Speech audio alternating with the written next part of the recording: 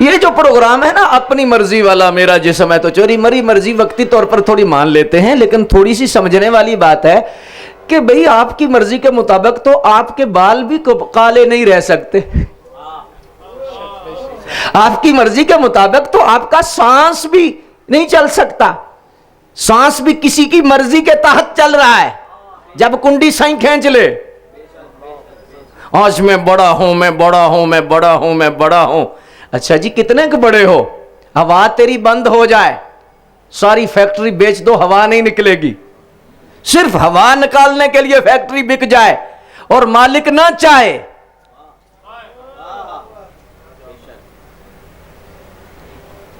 Factory بک سکتی ہے، جائیداد بک سکتی ہے، ہوا نہیں نکل سکتی، صرف ہوا، اور گندی ہوا۔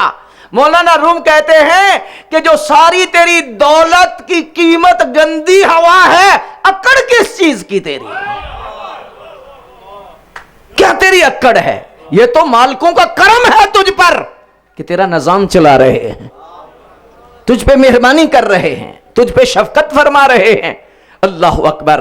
اور دوسری بات یہ بھی آپ سن لیجئے، جب بندہ آتا ہے کیا اپنی مرضی سے آتا ہے؟ بولیے، ہے جی؟ نہیں نہ آتا۔ اچھا آنے میں بھی مرضی تو جانے میں؟ اس کی تو مرضی ہے 1000 سال کی عمر ہو۔ کتنی؟ 1000 سال کے بعد رب پوچھے اور چاہیے؟ 1000 اور دے دیو۔ دو چیزیں یہ بڑی مانگتا ہے انسان۔ مولانا روم نے کہا 2 چیزیں مانگے گا، ایک دولت مانگے گا، ایک سونے کا پہاڑ دے دیا جائے تو اوپر کھڑا کیا جائے تو پوچھا جائے گا راضی ہے، تو آگے ایک اور سونے کا پہاڑ ہو تو اندر سے کہتا وہ بھی لب جائے گا۔ سپوجن والوں کو مبارکباد دیتے ہیں، اللہ تبارک و تعالی انہیں جزائے خیر عطا فرمائے۔ سخاوت بہت قسم کی ہوتی ہے، اور سخاوت کا اعلیٰ درجہ یہ ہے کہ کسی کے لیے کوئی ایسا اہتمام کیا جائے کہ اس کا آخرت کا فائدہ ہو جائے، آخرت کی بہتری ہو جائے، تو یہ بہت بڑی سخاوت ہے۔ علماء کو اس لیے رسول اللہ صلی اللہ علیہ وآلہ وسلم نے سخی فرمایا، اور فرمایا سب سے بڑا سخی تو اللہ ہے، اور اس کے بعد اللہ نے جو مرتبہ دیا ہے رب کے بعد میں سخی ہوں، اور فرمایا میرے بعد وہ سخی ہے جو میری دی ہوئی ہدایت لوگوں تک پہنچائے۔ تو اس میں اشارہ کیا ہے کہ اصل میں بھلا چاہیے، خیر چاہیے، دوسروں کی بہتری چاہیے، تو یہ دوسروں کا بھلا کرنا، انہیں پلیٹ فارم مہیا کرنا، ان کے لیے کوشش کرنا، اپنے دل میں ان کی تڑپ رکھنا کہ ایک بندہ برے راستے سے بچ جائے اور اچھے راستے پہ آ جائے، یہ سخاوت ہے۔ ہم نے تو سخاوت کو سمجھا کہ کوئی چائے پلا دی، کھانا کھلا دیا، یا دسترخوان کو وسیع کر دیا، اس میں کوئی شک نہیں کہ یہ بھی سخاوت ہے، لیکن اصل انسان کی دولت ہدایت، اصل انسان کی ضرورت راہ ہدایت پہ چلنا ہے، اور جب یہ ضرورت پوری کی جائے تو یہ بہت بڑی سخاوت ہے۔ اس میں جتنے معاون ہیں، کوشش کرنے والے ہیں، طلب رکھنے والے ہیں، آنے والے ہیں، محبت فرمانے والے ہیں، سب کو ان کے اخلاص کے مطابق اجر اور حصہ ملتا رہتا ہے۔ یہ دیے سے دیا جب جلتا ہے تو پھر روشنیوں کا ایک جہان پیدا ہو جاتا ہے۔ رسول اللہ صلی اللہ علیہ وآلہ وسلم کے ان فرامین کی مفہوم کی روشنی میں میں منتظمین کو مبارکباد پیش کرتا ہوں کہ آپ نے بہت ساری کوشش، بہت ساری محبت اور بہت ساری محنت کر کے لوگوں کے لیے بہت وسیع دسترخوان کا اہتمام کیا ہے، جس میں ایک روحانی دسترخوان بھی ہے اور ایک جسمانی دسترخوان بھی ہے۔ اللہ اکبر۔ بارے دیگر سپوجن والوں کو ہم اپریشیٹ کرتے ہیں، اور جناب شاہ زیب صاحب کے لیے دعا گو ہیں، ان کے والدین کے لیے دعا گو ہیں، اور ان کے جتنے بھی معاون ہیں سب کے لیے ہم دعا کرتے ہیں کہ اللہ تبارک و تعالی ان کو برکات کثیرہ عطا فرما دے۔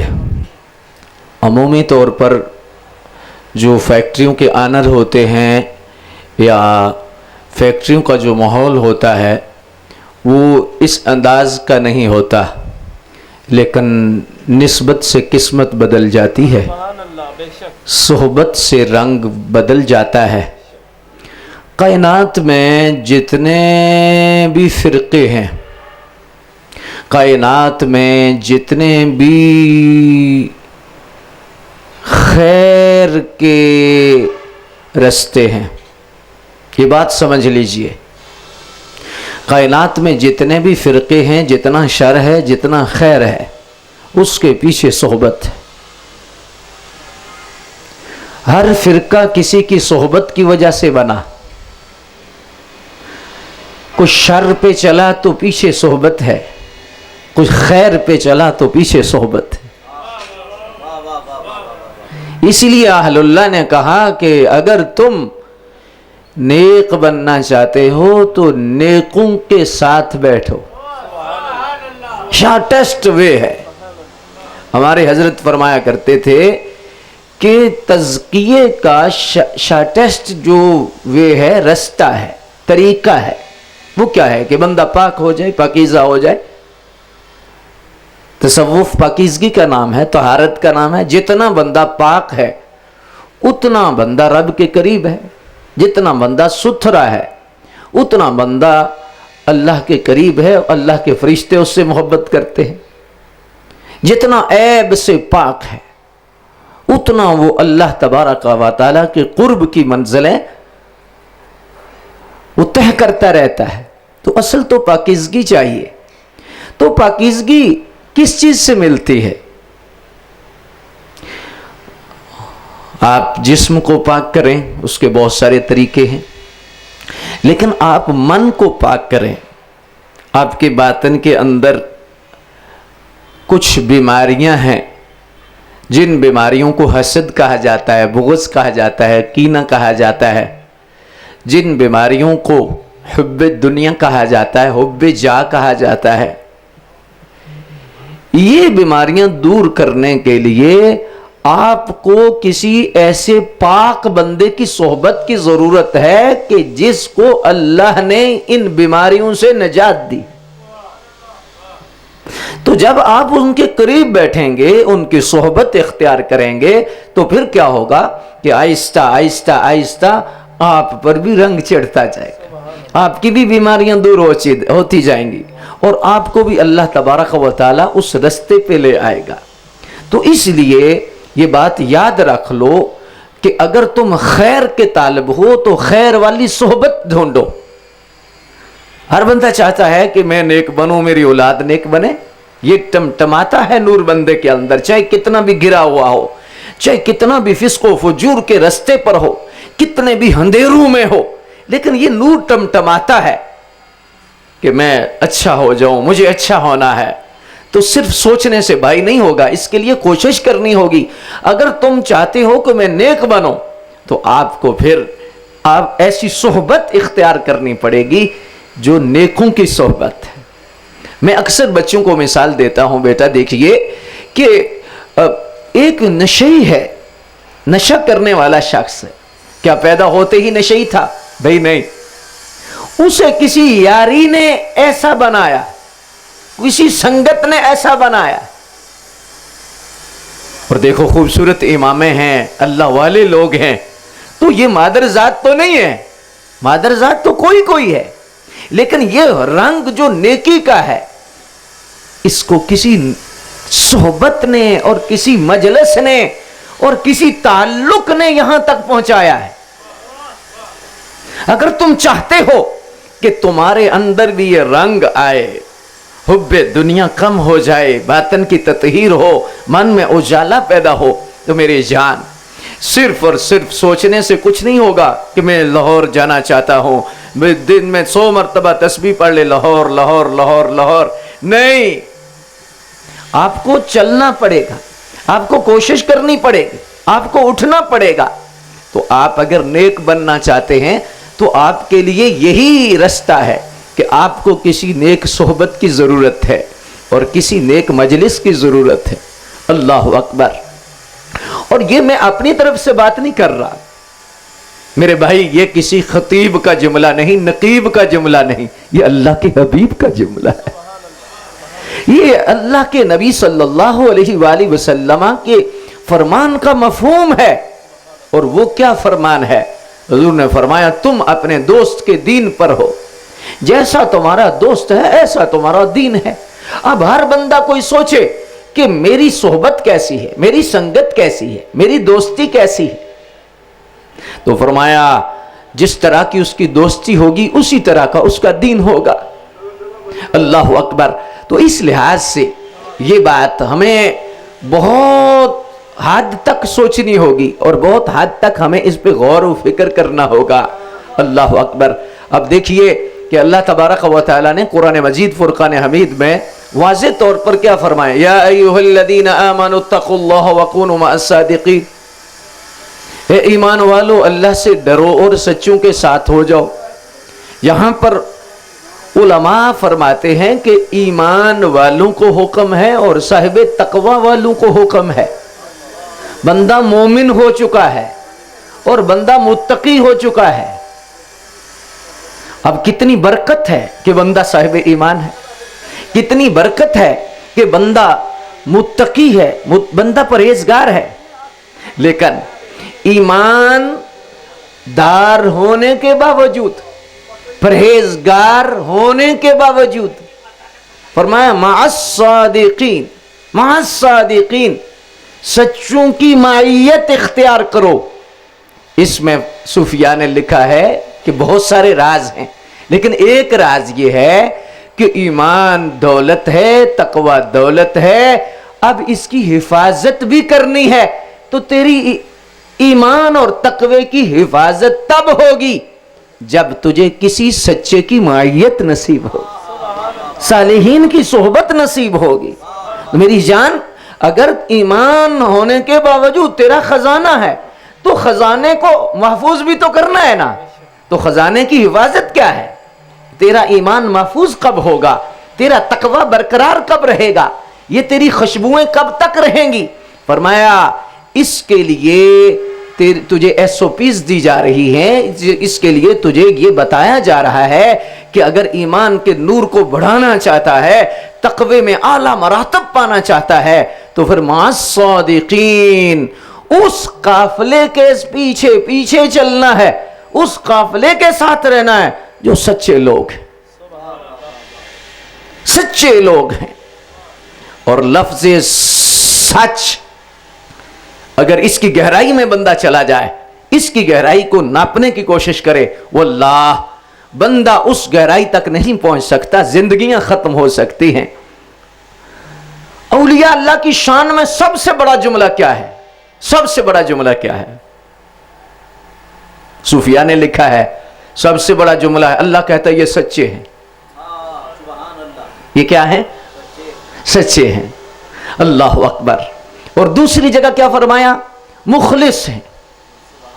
اور مخلص اور سچا ہونا اصل میں بنیادی طور پر ایک ہی رستہ ہے کہ بندہ رب سے پیار کر رہا ہے تو اس میں کوئی غرض نہیں، سچا ہے، اس کے اندر کوئی ایسی بیچ میں چیز نہیں ہے، صدق ہے اس کے اندر، پیار میں صادق ہے، چلنے میں صادق ہے، نماز پڑھنے میں صادق ہے۔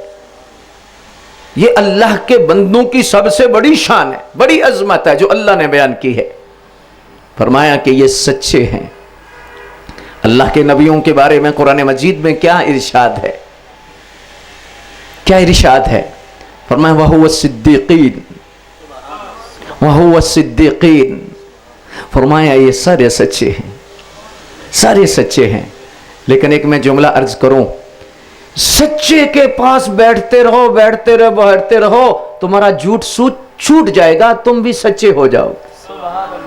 اس لیے حکم ہوا مع الصادقین، سچا بندہ جھوٹے کے پاس بیٹھتا رہتا ہے بیٹھتا رہتا ہے بیٹھتا رہتا ہے، ایک دن اس پر بھی وہ رنگ چڑھے گا، اور جھوٹا بندہ سچے کے پاس بیٹھتا ہے، ایک دن سچ غالب آ جائے گا۔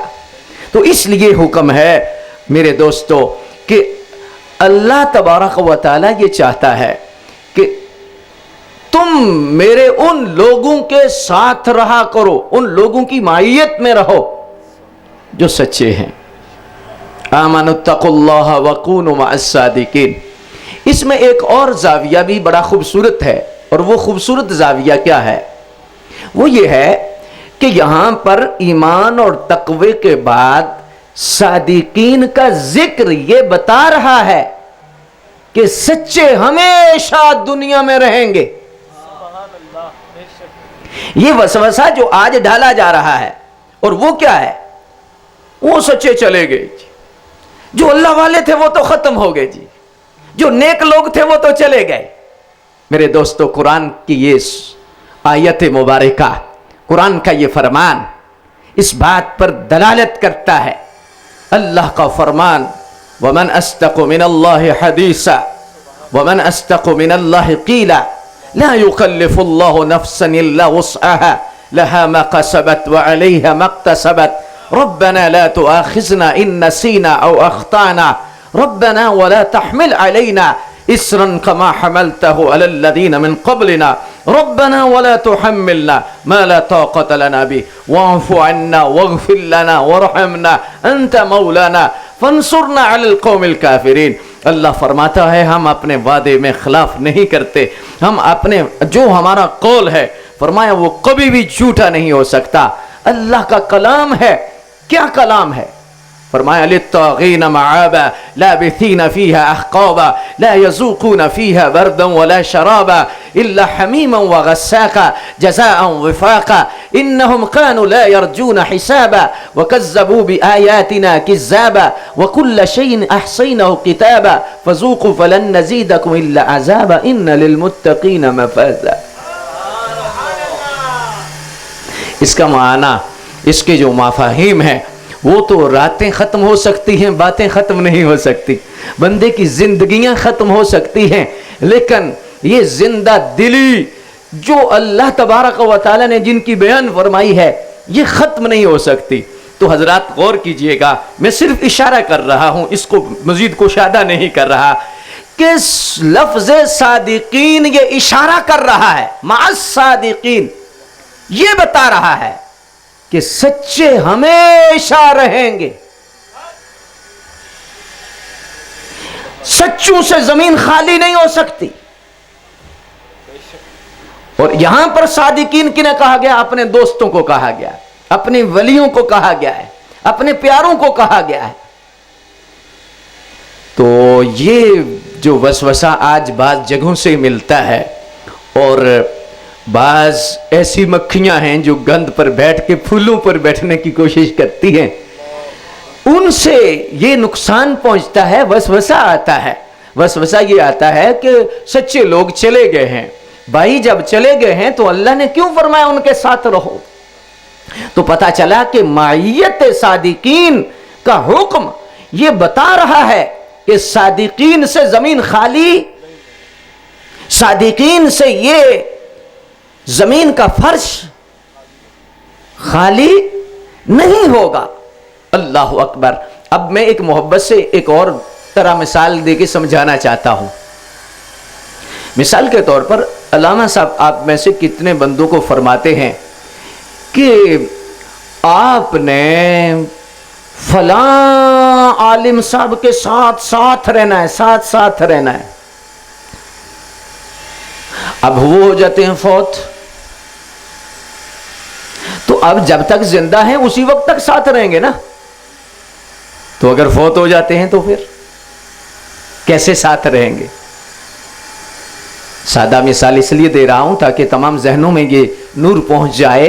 میرے بھائی، صادق اللہ فرما رہا ہے صادقین کے ساتھ رہو، تو جب اللہ فرما رہا ہے تو سچے اس کے موجود ہیں، اس لیے فرمایا گیا کہ ان کے ساتھ رہو۔ اور یہ جو وسوسہ ہوتا ہے نا کہ جی 2 نمبر لوگ ہیں، ٹھیک ہے،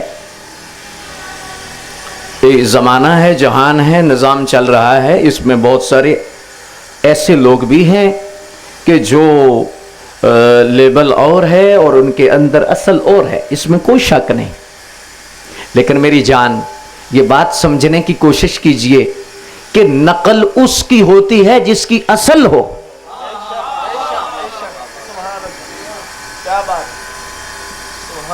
میں کئی مرتبہ شاید مثال دے چکا ہوں کہ یہ جو آج 5 روپے کا نوٹ جعلی بازار میں آپ کو نہیں ملے گا، 2 روپے کا نوٹ جعلی آپ کو نہیں ملے گا، کیوں؟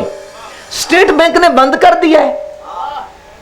اسٹیٹ بینک نے بند کیا ہے تو اس کی نقل بھی بند ہو گئی ہے، اصل بند ہوئی ہے تو نقل بند ہوئی ہے، اور جن کی نقل چل رہی ہے ان کی اصل موجود ہے۔ 2 نمبر جو لوگ اس لبادے میں ہیں، یہ اشارہ ہے، ڈھونڈو 1 نمبر موجود ہے، 1 نمبر موجود ہیں۔ بھائی یہ علادہ بات ہے کہ ہمارا معیار اور ہے اور قرآن کا معیار اور ہے۔ ہمارا جو معیار ہے ذہن میں ولی کسے کہتے ہیں وہ اور ہے، لیکن قرآن و حدیث کا معیار اور ہے، میرے نبی کی زبان سے جو معیار نکلا وہ اور ہے، جو اقوال صحابہ سے نکلا وہ معیار اور ہے، جو اقوال اولیاء سے نکلا وہ معیار اور ہے، ہمارا معیار اور ہے۔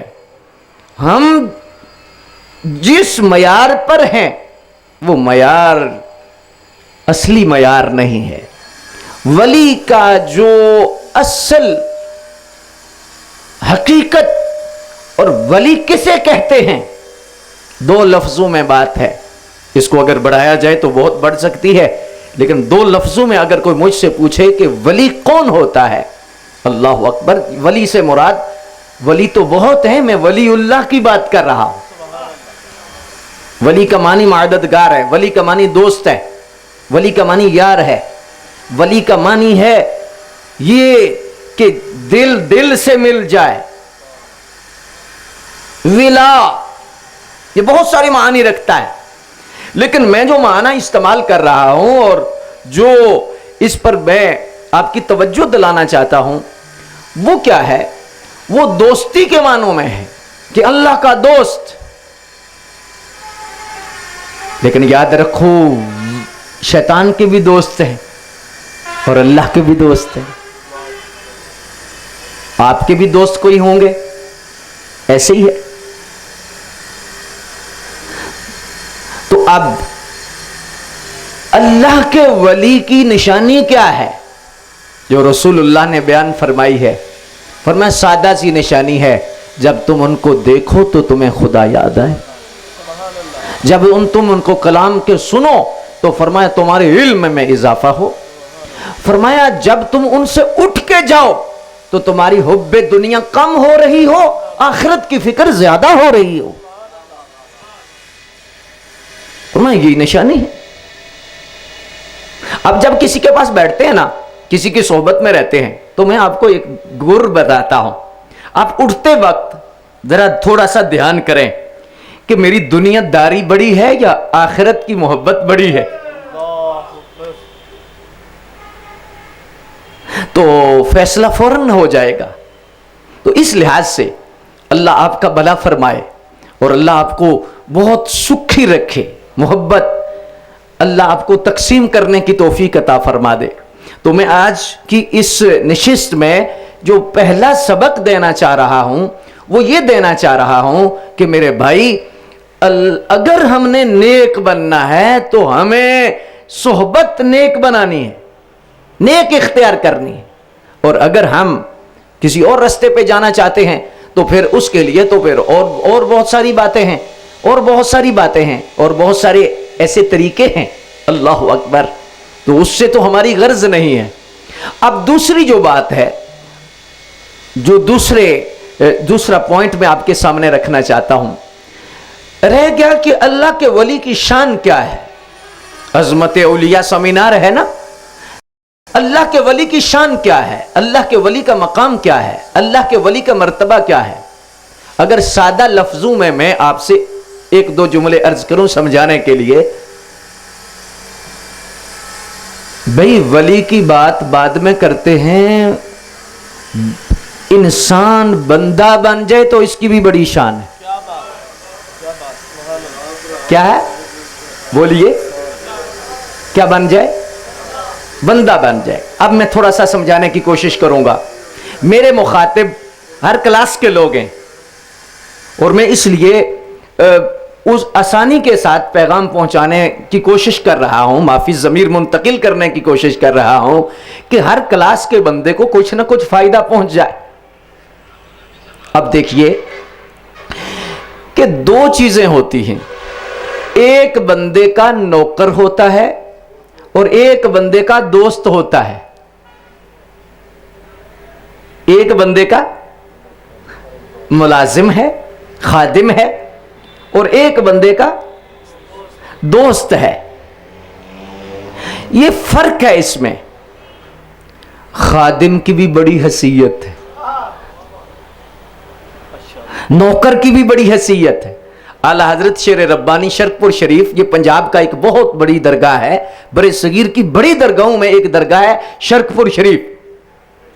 تو اعلیٰ حضرت شیر ربانی میاں شیر محمد صاحب رحمۃ اللہ تعالی علیہ بہت اللہ کے ولی تھے, اللہ کے بندے تھے. اور آپ کے بارے میں مشہور ہے کہ چند دن جو بندہ آپ کے پاس رہ جاتا تھا اس کا چہرہ بھی سج جاتا تھا, اس کا من بھی سج جاتا تھا. اس طرح اللہ کا کرم ان پہ برستا تھا. تو کسی نے پوچھا کہ حضرت یہ ارشاد فرمائیں کہ انسان بندہ کب بنتا ہے.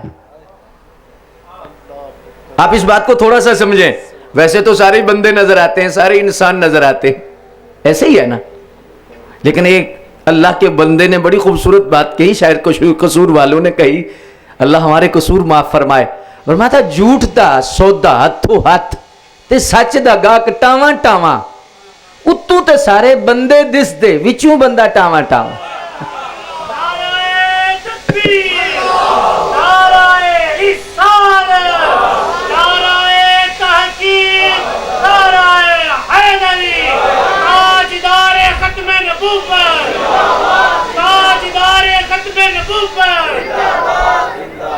اب غور فرمائیے, بھئی آپ سے پوچھا گیا کہ انسان بندہ کب بنتا ہے, تو سادہ لوگوں کو سمجھانے کے لیے آپ نے فرمایا بھئی جب بندہ نوکر بن جائے. کیا بولو, پنجاب کی زبان میں سمجھانا چاہتا ہوں. فرمایا جب بندہ نوکر بن جائے. عرض کی حضور سمجھے نہیں. فرمایا ایک ہوتا ہے مالک, ایک ہوتا ہے نوکر. فرمایا نوکر جو ہوتا ہے نا وہ صحیح نوکر وہ ہوتا ہے, اور نوکری اسی کی کامیاب ہوتی ہے جو من کی مرضی پہ نہ جائے, مالک کی مرضی پہ جائے.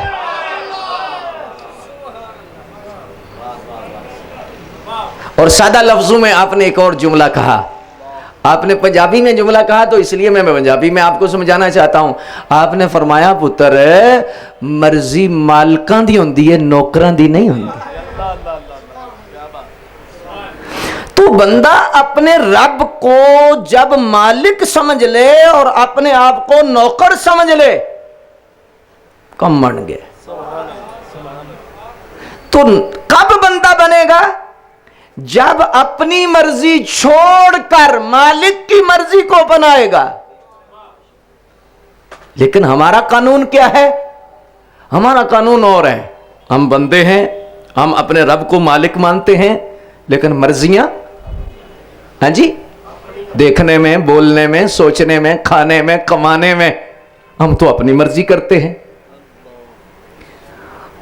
لیکن انفرادی طور پر اگر ہم اپنی مرضی کو چھوڑ کر اپنے رب کی مرضی اپنا لیں تو ہم حیوانیت سے نکل کر انسانیت میں داخل ہو جائیں گے. یہ حیوانیت ہے، اپنی مرضی سے دیکھنا، اپنی مرضی سے بولنا، اپنی مرضی سے سننا، جہاں چاہے شہوت پوری کر لی، جہاں چاہے بیٹھ گیا، جہاں چاہے کھا لیا، کھڑا ہو کے کھا لیا، بیٹھ کے کھا لیا. یہ حیوانیت ہے. حیوان پابند نہیں ہے، انسان پابند ہے. اگر انسان ہے تو وہ پابند ہے. حیوان اپنی مرضی کرتا ہے اور انسان رب رسول کی مرضی کے مطابق چلتا ہے. کیوں؟ یہ مالکوں کا نوکر ہے، یہ بندہ ہے.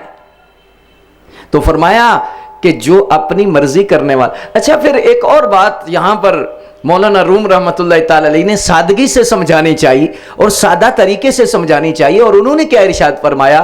انہوں نے فرمایا کہ جو بندہ اپنی مرضی کرتا ہے نا، اپنی مرضی کرتا ہے، فرمایا پھر ایک وقت آتا ہے ذلیل ہو جاتا ہے. اور جو مالک کی مرضی پہ چلتا رہتا ہے، ایک دن مالک اسے چابیاں دے دیتا ہے. فرمایا کہ اب اپنی مرضی کے مطابق دیکھنے میں اپنی مرضی کرے، سننے میں اپنی مرضی کرے، بولنے میں اپنی مرضی کرے، خواہشات پوری کرنے میں اپنی مرضی کرے، تو فرمایا یہ حیوانیت کے درجے میں ہے. لیکن جو بندہ اپنے نفس پہ کنٹرول کر کے دیکھے تو مالک کی مرضی کے مطابق، سنے تو مالک کی مرضی کے مطابق، بولے تو مالک کی مرضی کے مطابق، اپنا کام کرے تو مالک کی مرضی کے مطابق، کمائے تو مالک کی مرضی کے مطابق. جب یہ چلہ پورا ہو جائے تو جب دنیا سے جاتا ہے تو رب فرماتا ہے 70,000 فرشتوں، یا اللہ حکم کیا ہے؟ فرمایا آج اس بندے کا استقبال کرو، اپنی مرضی والا نہیں آ رہا، آج میری مرضی والا آ رہا ہے.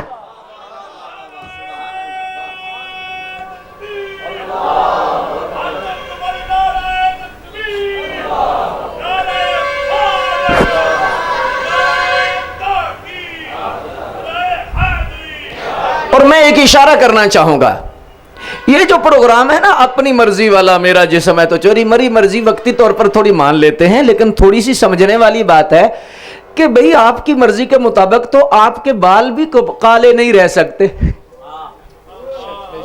آپ کی مرضی کے مطابق تو آپ کا سانس بھی نہیں چل سکتا. سانس بھی کسی کی مرضی کے تحت چل رہا ہے. جب کنڈی سائیں کھینچ لے، آج میں بڑا ہوں، میں بڑا ہوں، میں بڑا ہوں، میں بڑا ہوں. اچھا جی، کتنے کے بڑے ہو؟ ہوا تیری بند ہو جائے، ساری فیکٹری بیچ دو، ہوا نہیں نکلے گی. صرف ہوا نکالنے کے لیے فیکٹری بک جائے اور مالک نہ چاہے،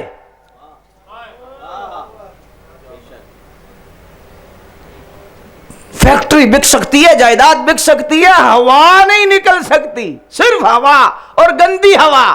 مولانا روم کہتے ہیں کہ جو ساری تیری دولت کی قیمت گندی ہوا ہے، اکڑ کس چیز کی تیری؟ کیا تیری اکڑ ہے؟ یہ تو مالکوں کا کرم ہے تجھ پر کہ تیرا نظام چلا رہے ہیں، تجھ پہ مہربانی کر رہے ہیں، تجھ پہ شفقت فرما رہے ہیں. اللہ اکبر. اور دوسری بات یہ بھی آپ سن لیجئے، جب بندہ آتا ہے کیا اپنی مرضی سے آتا ہے؟ بولیے، ہے جی؟ نہیں نہ آتا. اچھا، آنے میں بھی مرضی تو جانے میں؟ اس کی تو مرضی ہے 1000 سال کی عمر ہو. کتنی؟ 1000 سال کے بعد رب پوچھے اور چاہیے، 1000 اور دے دیو. 2 چیزیں یہ بڑی مانگتا ہے انسان. مولانا روم نے کہا 2 چیزیں مانگے گا. ایک دولت مانگے گا، ایک سونے کا پہاڑ دے دیا جائے تو اوپر کھڑا کیا جائے تو پوچھا جائے گا راضی ہے؟ تو آگے ایک اور سونے کا پہاڑ ہو تو اندر سے کہتا وہ بھی لب جائے گا. اور یہ چیز ایک تو مانتا ہے. ایک زندگی مانگتا ہے کہ میری زندگی لمبی ہو، لمبی ہو، لمبی ہو. اللہ اکبر. باج فقیراں کسے نہ ماریا، باہو چور اندر دا. مولانا روم نے بلکہ امام غزالی نے لکھا ہے اس کا جو یہ ہرس کا برتن ہے نا، ہرس کا برتن، فرمایا قبر کی مٹی کے سوا کوئی چیز نہیں بھر سکتی. اچھا مجھے بتائیے، آپ لوگ ماشاءاللہ بڑے سنجیدہ لوگ بیٹھے ہو اور بہت سارے ماشاءاللہ آپ بہت ساری سٹیج پہ بیٹھنے والے لوگ بیٹھے ہو، مجھے بتائیے کہ آج تک کوئی بندہ دولت سے رج گیا ہو؟ میں دولت کی نفی نہیں کر رہا، میں رجنے کی بات کر رہا ہوں. کوئی رجا بندہ ہو تو نشان لگا کے مجھے واٹس ایپ کیجئے گا. لیکن میں آپ کو کروڑوں ولی ایسے دکھا سکتا ہوں، اللہ والے ایسے دکھا سکتا ہوں جن کے قدموں سے آج بھی کروڑوں روپیہ ہفتے کا نکل رہا ہے. کیسے رجے ہوئے لوگ ہیں جی. اللہ اکبر. اب غور فرمائیے، اور اسی وجہ سے آپ نے بادشاہ تو فقیر بنتے دیکھے ہوں گے، لیکن کسی سچے فقیر کی خواہش نہیں دیکھی ہوگی کہ میں بادشاہ بنوں. حضور سید غوث اعظم رضی اللہ تعالیٰ عنہ نے دیکھا رستے میں عمال آ رہے ہیں اور خلیفہ وقت کے سپاہی آ رہے ہیں، اور دیکھا کہ انہوں نے مٹکے اٹھائے ہوئے ہیں. تو غوث اعظم کے والد سیدنا موسیٰ جنگی دوست بہت بڑے اللہ کے ولی تھے، اللہ کے مقرب بندے تھے. آپ نے نا ایسے اپنا عصا مار کر ان مٹکوں پہ مارا، چھوڑو نیچے بیٹھو. وہ ڈر گئے، تھوڑے جلال تھا آپ کا، مٹکے توڑ دیے، شراب تھا بہ گئی. وہ بھرتے کیا نہ کرتے، چلے گئے. خلیفہ نے پوچھا بھی وہ مال کدھر ہے؟ نے کہا وہ تو بابا توڑ بیٹھا ہے. نے کہا بلاؤ اسے. وہ کون ہے؟ ہمارے کام میں مداخلت کرنے والا. جب یہ کرسی پہ بیٹھا ہوتا ہے تو اس کا نشہ اتنا ہوتا ہے، اتنا نشہ ہوتا ہے. اللہ اکبر. بے شک ہاتھ میں تسبیح میں آیت الکرسی بھی ہو، اتنا نشہ ہوتا. بلاؤ اسے. جب حضور غوث اعظم کے والد کو بلایا گیا تو کہا آپ نے یہ کام کیا ہے؟ کہا جی میں نے کیا ہے. کیوں کیا ہے؟ فرمایا آپ کو عذاب سے بچانے کے لیے کیا ہے.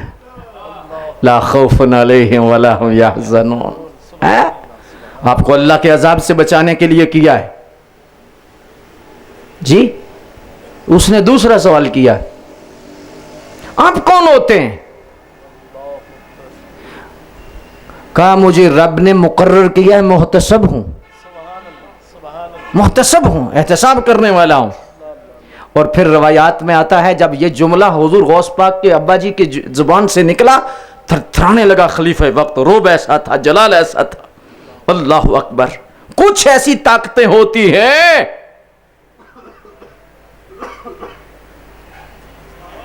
جو اللہ کے بندوں کے پاس تو ہوتی ہیں، شاید بولے نہ لیکن بولنے سے بھی زیادہ کام کر جائے. بندہ وہ تھر تھرانے لگا. تو جب تھر تھرانے لگا تو کہنے لگا حضرت پھر آپ ایسا کیجئے کہ آپ قاضی بن جائیں، میری طرف سے محتسب بن جائیں. فرمایا چل جا کام کر، ہم محتسب بن جائیں. فرمایا جب میں معمور من اللہ ہوں تو معمور من الخلق کے ہونے کی کیا ضرورت ہے؟ میں اللہ کی طرف سے معمور ہوں تو مجھے مخلوق کی طرف سے معمور ہونے کی ضرورت کیا ہے؟ تو میرے بھائی اصل میں مسئلہ کیا ہے؟ اصل میں مسئلہ یہ ہے کہ یہ اپنی مرضی سے آیا نہیں، یہ اپنی مرضی سے جا بھی نہیں رہا. لیکن مولانا روم کا ایک جملہ اگر آپ کی ابھی بھی سمجھ میں آ گیا تو سمجھو کہ یہ سیمینار میں آپ تشریف لائے ہیں تو آپ کو خزانہ مل گیا ہے. مولانا روم فرماتے ہیں آیا بھی اپنی مرضی سے بھی نہیں، جایا بھی اپنی مرضی سے جا بھی نہیں رہا. فرمایا بیچ جو 40-50 سال ہیں کوشش کرنا یہ بھی ان کی مرضی کے مطابق ہو جائے. 40 سال ہیں، 50 سال ہیں، 60 سال ہیں، بھئی آیا بھی اپنی مرضی سے نہیں، جا بھی اپنی مرضی سے نہیں رہا، بیچ والا وقفہ ان کی مرضی کے مطابق کر. تو فرمایا پھر کیا ہوگا؟ آواز آئے گی یا ایتھا النفس المطمئنہ ارجعی الی ربک راضیۃ مرضیہ فادخلی فی عبادی وادخلی جنتی. فرمایا آ جا، اب تو میرا ہے، تو نے آج مجھے مانا ہے نا، اپنی مرضی چھوڑی ہے، میری مرضی کے مطابق چلا ہے. اب فرمایا وَنَهَا النَّفْسَ عَنِ الْحَوَىٰ فَإِنَّ الْجَنَّةَ هِيَ الْمَأْوَىٰ. تو نے نفس کی خواہشات پہ قدم رکھا، اب سارے دروازے کھلے ہیں، جس دروازے سے چاہے داخل ہو جا. تو میرے بھائیو دوسری جو بات میں آپ کے سامنے رکھ رہا ہوں، اللہ آپ کا بھلا فرمائے، اب اللہ آپ کی بہتری فرما دے، کہ جو بندہ ہوتا ہے نا میں ابھی آپ پہنچا کہاں ہوں؟ صرف نوکر پہ پہنچا ہوں، دوست پہ نہیں پہنچا۔ ایک بندے کا دوست ہوتا ہے، ایک بندے کا خادم ہوتا ہے، نوکر ہوتا ہے، غلام ہوتا ہے۔ اب غلام کی کیا شان ہے؟ بولو۔ بہت سارے ایسے کام ہوتے ہیں، میں ایک مثال دینے لگا ہوں، اللہ اکبر، بڑے بڑے ایسے کام ہوتے ہیں جو گیٹ پہ کھڑے ہونے والے بھی کرا لیتے۔ ایسا ہے، موجود ہے دنیا پہ مثال۔ میں نے صرف ایک مثال دی ہے نوکر کی۔ بھئی عام جو بندہ ہے، بندہ بن جائے، اس کی شان سمجھ میں نہیں آتی، تو جو رب کا دوست ہو،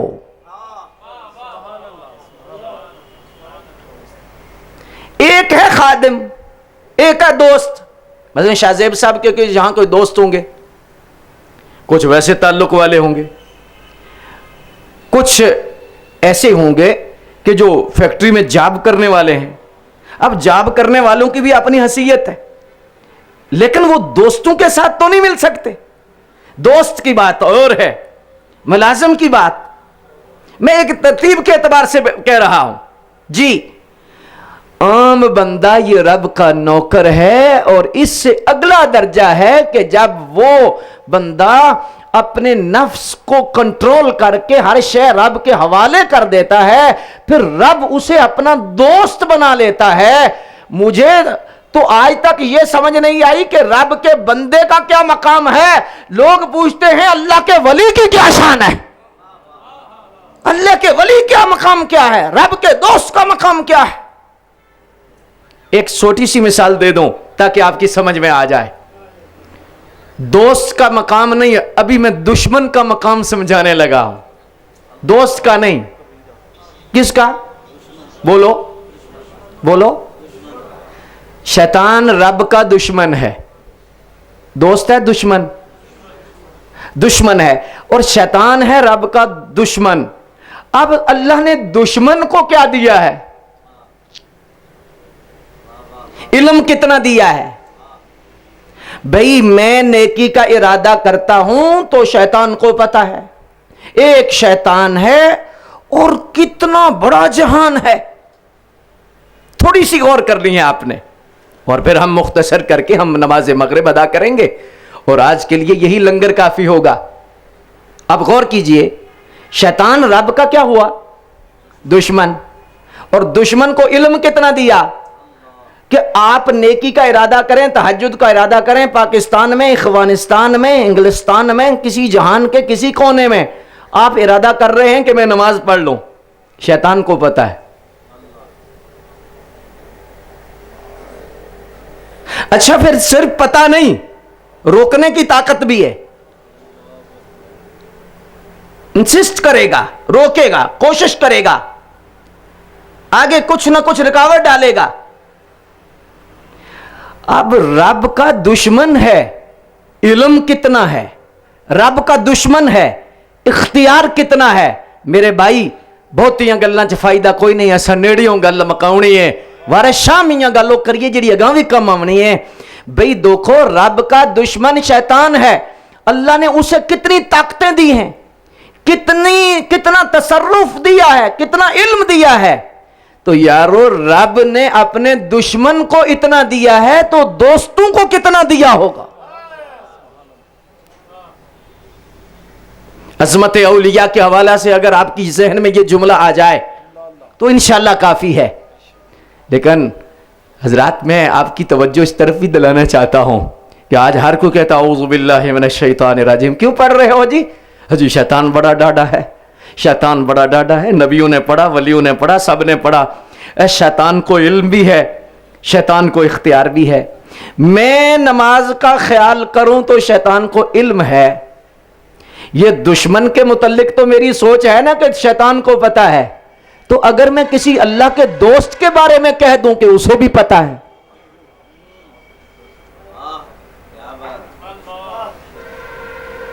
اللہ اکبر، یہی بات سمجھنے والی ہے حضرات۔ اللہ تبارک و تعالیٰ کے جو بندے ہیں، اولیاء ہیں، اللہ تبارک و تعالیٰ کے دوست ہیں، یہ دوست ایسی شیخ ہوتی ہے کہ جب کوئی بات کہے تو ماننی پڑتی ہے اور منوائی جاتی ہے. اور اس کا میں قرآن شریف کا ایک اور حوالہ دینا چاہتا ہوں. شیطان نے نا کیا کیا؟ شیطان نے کہا کہ لَأُغْوِيَنَّهُمْ أَجْمَعِينَ. جب شیطان کو باہر نکالا گیا نا تو اس نے ایک چیلنج کیا، لَأُغْوِيَنَّهُمْ أَجْمَعِينَ، سب کو اغوا کروں گا، سب کو رستے سے ہٹاؤں گا، اور سب کے لیے میں مختلف ہتھ کنڈے استعمال کروں گا. لیکن ساتھ کیا کہا؟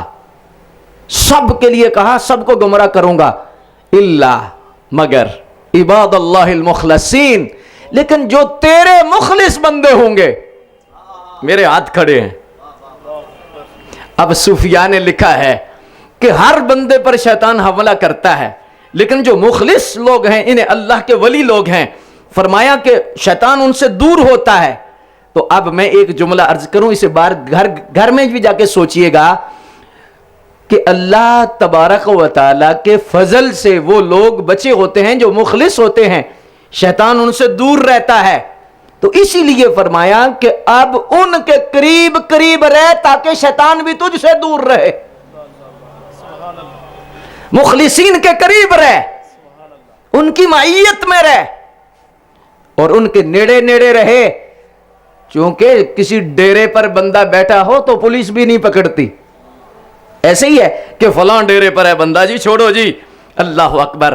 تو جو رب کے بندے کے قریب بیٹھا ہوا ہوتا ہے، شیطان اس پہ بھی حملہ نہیں کرتا.